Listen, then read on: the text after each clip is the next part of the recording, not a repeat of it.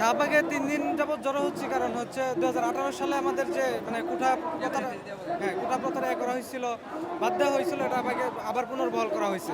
তো আমরা কোঠা প্রথার যে বাধ্য হয়েছিল ওটা আবার আমরা পুনর্বহাল চাই। যে বিষয়টা হচ্ছে যে আজকে আজকে আপিলের রায় দেওয়ার কথা ছিল, কিন্তু ওটা আমাদের বিপক্ষেই আসে। আসলে ন্যায্য বলতে যে একটা ব্যাপার আছে, যে আমরা ৫৬% জানি হচ্ছে কোঠার মাধ্যমে যাচ্ছে, ৪৪% হচ্ছে মেধার মাধ্যমে।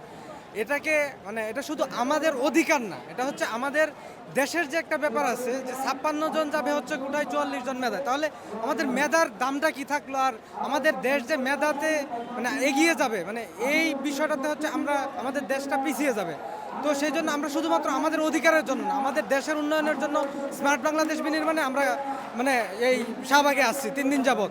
তো যতদিন পর্যন্ত আমাদের ন্যায্য অধিকার আমাদেরকে ফিরিয়ে না দেওয়া হয়েছে, আমাদের দেশকে এগিয়ে নিয়ে যাওয়ার জন্য যতদিন পর্যন্ত এই রায় বাদ দেওয়া না হয়েছে, ততদিন পর্যন্ত আমরা রাজপথে আছি, থাকবো ইনশাআল্লাহ।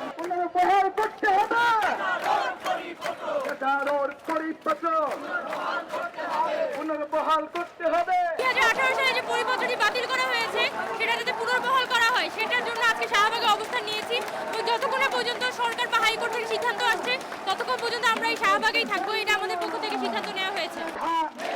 আদিবাসী এবং প্রতিবন্ধী এদেরকে কোটা সুবিধাটা দিয়ে বাকিদের জন্য কোটা এখন দরকার নাই। বিশেষ করে মুক্তিযোদ্ধা কোটা নিয়ে যেহেতু এই ঝামেলাগুলো হচ্ছে, যেহেতু রিট করেছে মুক্তিযোদ্ধা কোটা, মুক্তিযোদ্ধার সন্তানরাই যেহেতু রিট করেছে, আমরা এই জায়গায় বলি, আমরা শিক্ষার্থীরা মনে করি এখন মুক্তিযোদ্ধারা পিছিয়ে নাই, মুক্তিযোদ্ধার নাতি নাতনিরা পিছিয়ে নাই। তারা প্রতিদিন প্রতিটা ক্ষেত্রে তারা সুযোগ সুবিধা অর্জন করতেছে।